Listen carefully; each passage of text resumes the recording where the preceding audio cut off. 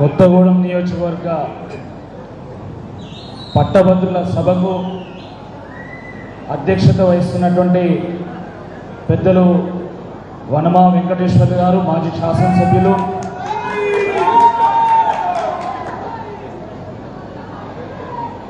ఈ సభకు ముఖ్య అతిథిగా వచ్చేసినటువంటి మన యువతకు ఒక ప్రతినిధి, youth icon, young and dynamic leader, మన తెలంగాణ ఐటీకే కాకుండా మన తెలంగాణకే ప్రపంచవ్యాప్తంగా గుర్తింపు తీసుకొచ్చినటువంటి కేటీ రామారావు గారు,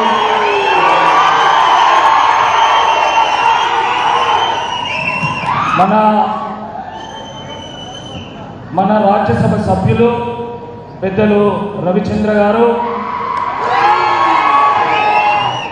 మన ఐపీఎస్ అధికారి, అక్షర జ్ఞానంతోని అజ్ఞానాన్ని తొలగించవచ్చు, విద్యతోని పేదరికాన్ని నిర్మూలించవచ్చు అని అక్షర సత్యంగా నిరూపించినటువంటి మన పెద్దలు డాక్టర్ ఆర్ఎస్ ప్రవీణ్ కుమార్ గారు, మాజీ శాసనసభ్యులు, కొత్తగూడెం జిల్లా బీఆర్ఎస్ పార్టీ అధ్యక్షులు సోదరులు రేగా కాంతారావు గారు, మాజీ శాసనసభ్యులు తాటి వెంకటేశ్వర్ గారు, మాజీ శాసనసభ్యులు మేచా నాగేశ్వర్ గారు, నాతో పాటు చాలా కాలం పాటు ఈ కొత్తగూడెంలో బీజేపీలో పనిచేసినటువంటి భూక్య హరిప్రసాద్ గారు, వేదిక మీద ఉన్నటువంటి వనమా వెంకటేశ్వర ముందు వారు పెద్దలు కాబట్టి వారే ఫస్ట్ ప్రస్తావించారు.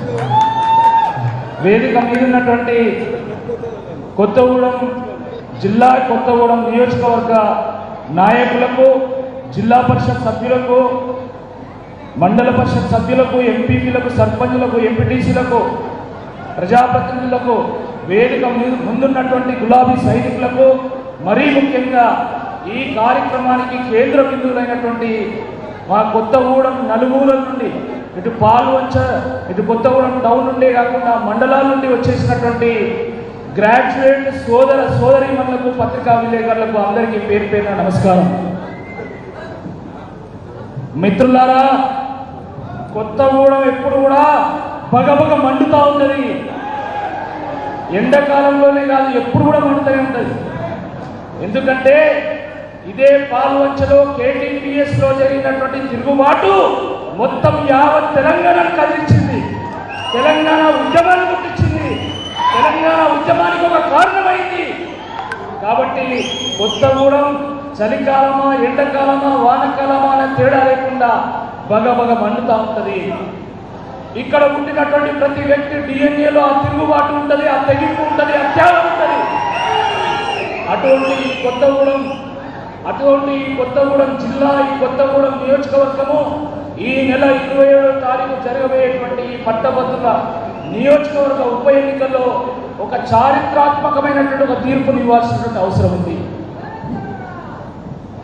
ఎందుకంటే 2 పర్యాయాల పాటు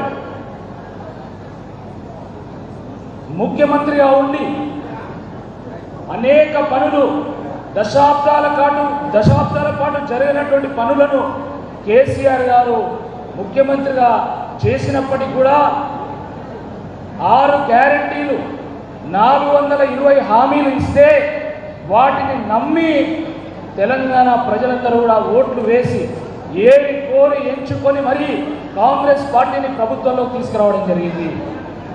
ప్రజాస్వామ్యంలో మార్పు సహజం, మార్పు నిరంతర ప్రక్రియ, దాన్ని ఎవరైనా కూడా స్వాగతించాల్సిందే. మన తెలంగాణ తొలి ముఖ్యమంత్రి బీఆర్ఎస్ అధినేత అయినటువంటి కేసీఆర్ గారు కూడా దాన్ని స్వాగతించారు. మేము ప్రతిపక్షంగా ఉంటాం, మేము ప్రజల పక్షంగా ఉంటాం, మేము తెలంగాణ పక్షంగా ఉంటామని చెప్పి వారు చెప్పడం జరిగింది. దాంట్లో ఇబ్బంది ఏం లేదు. కానీ ప్రజాస్వామ్యంలో ఒక ప్రభుత్వాన్ని ఎన్నుకున్నప్పుడు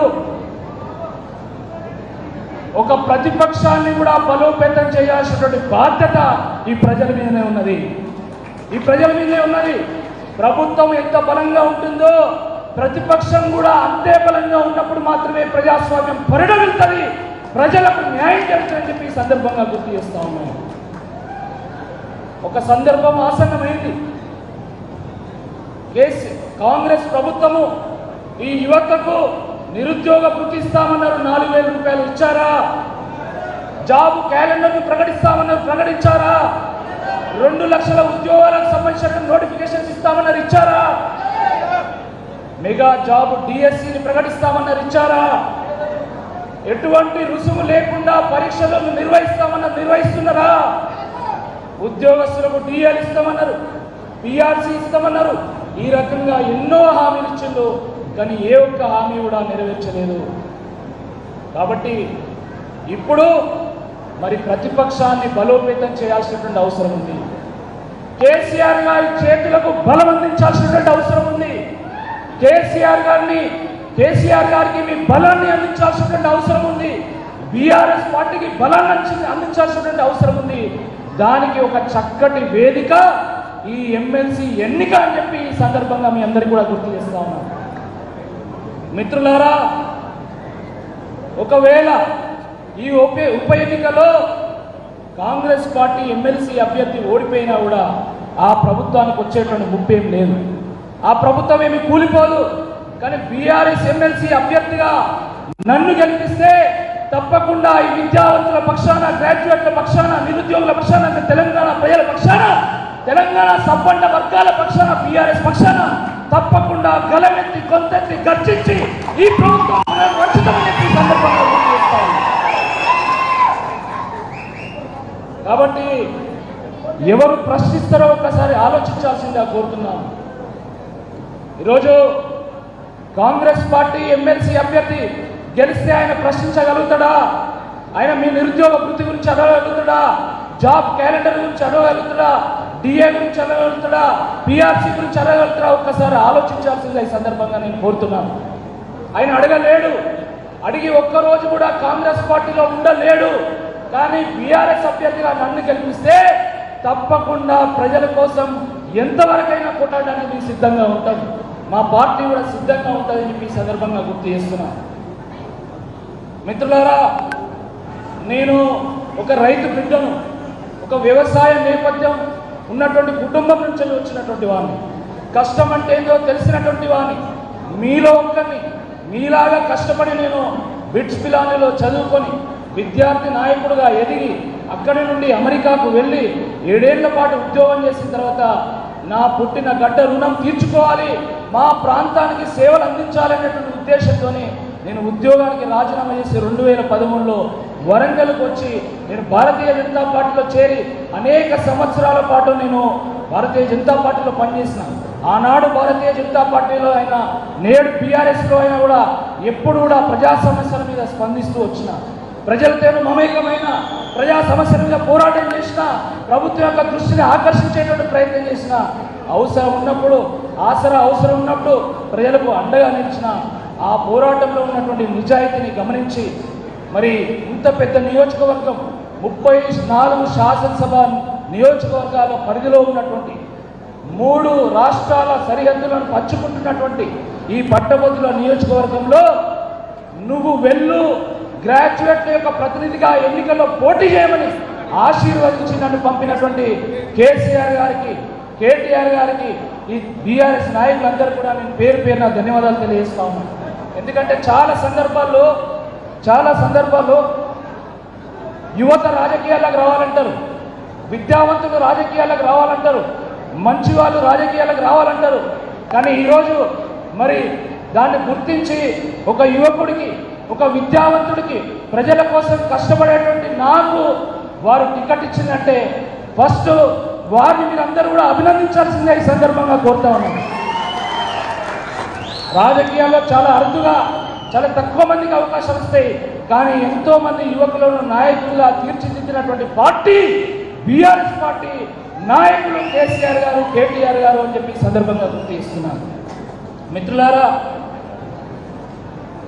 చాలా మంది పెద్దలు ఉన్నారు, అనేక విషయాలు వారు చెప్తారు. కానీ ఒకటే ఒక విషయం చెప్పి నేను ముగిస్తా. మొన్న నేను ఒక సభలో మాట్లాడుతున్నటువంటి సందర్భంలో ఒక గ్రాడ్యుయేట్ లేసి నన్ను అడిగాడు, రాకేష్ రెడ్డి గారు మీరు ఎమ్మెల్సీ పోటీ చేస్తున్నారు కదా, మీరు ఏమిస్తారు మాకని అడిగారు. వాస్తవానికి నా దగ్గర మీకు ఇవ్వడానికి ఏమీ లేదు, కేవలం ఒక నిజాయితీతోని పోరాటం చేసి నీ హక్కులు సాధించడం తప్ప నా దగ్గర ఏమీ లేదు అని చెప్పి వారికి చెప్పడం జరిగింది. అక్రమంగా మిగతా వాళ్ళలాగా నేను ఒక్క రూపాయి కూడా నేను సంపాదించలేదు, ఒక్క రూపాయి ఎక్కడ వసూలు చేయలేదు, ఎక్కడ కూడా నేను లంచాలు తీసుకోలేదు. నేను నిజాయితీగా పనిచేసిన. కానీ ఒక్క విషయం మాత్రం నేను చెప్పదలుచుకున్నా, రేపు మీరందరూ కూడా ఆశీర్వదించి ఓట్లు వేసి నన్ను ఎమ్మెల్సీగా గెలిపిస్తే ఒక్క రూపాయి కూడా జీతం తీసుకోకుండా నాకు వచ్చినటువంటి మొత్తం గౌరవ వేతనాన్ని ప్రతి సింగిల్ రూపీని కూడా విద్యార్థుల కోసం, నిరుద్యోగ యువత కోసం విద్యార్థి నిరుద్యోగ సంక్షేమ నిధిని ఏర్పాటు చేసి ఆ పేద విద్యార్థుల కోసం, ఆ నిరుద్యోగ యువత కోసం, వాళ్ళు బుక్స్ కొనుక్కోవడం కోసం, వాళ్ళ కోచింగ్ సెంటర్లో ఫీజులు కట్టడం కోసం వినియోగిస్తా అని చెప్పి తెలియజేస్తూ, మరి కొత్తగూడెం ప్రజలు ఆశీర్వదిస్తే రేపు ఎమ్మెల్సీగా గెలిస్తే తప్పకుండా ఈ కొత్తగూడెంలో ఉన్నటువంటి లైబ్రరీలను అభివృద్ధి పరచడానికి, అదేవిధంగా మా పెద్దలు వనమా వెంకటేశ్వర్లు గారికి వారికి తోడుండడానికి, ఈ మీ కొత్తగూడెం నియోజకవర్గాన్ని డెవలప్ చేయడానికి నా వంతుగా ఎంతో కొంత సహకారం తప్పకుండా నాకు వచ్చేటువంటి ఫండ్ కూడా ఇక్కడ కొంత ఖర్చు పెట్టి నా వంతుగా కొత్తగూడెం అభివృద్ధికి ఎంతో కొంత పాటుపడతా అని చెప్పి తెలియజేస్తూ, ఇంత పెద్ద ఎత్తున అందరూ చాలా వరకు 90% గ్రాడ్యుయేట్స్ ఉన్నారు. 90% గ్రాడ్యుయేట్స్ ఉన్నటువంటి ఈ సభలో నేను పాల్గొనడము, మీరు ఆశీర్వదించడానికి మీరు రావడం, అందరూ కూడా పేరు పేరున ధన్యవాదాలు. మరి పెద్దలు హేమలందరూ కూడా ఈ యొక్క కార్యక్రమంలో పాల్గొని నా కొరకు, నా ప్రచారం కొరకు వచ్చినందుకు వారికి కూడా ధన్యవాదాలు తెలియజేస్తూ, జై తెలంగాణ, కేసీఆర్ గారి నాయకత్వం, కేటీఆర్ గారి నాయకత్వం, జై తెలంగాణ. గౌరవ పెద్దలు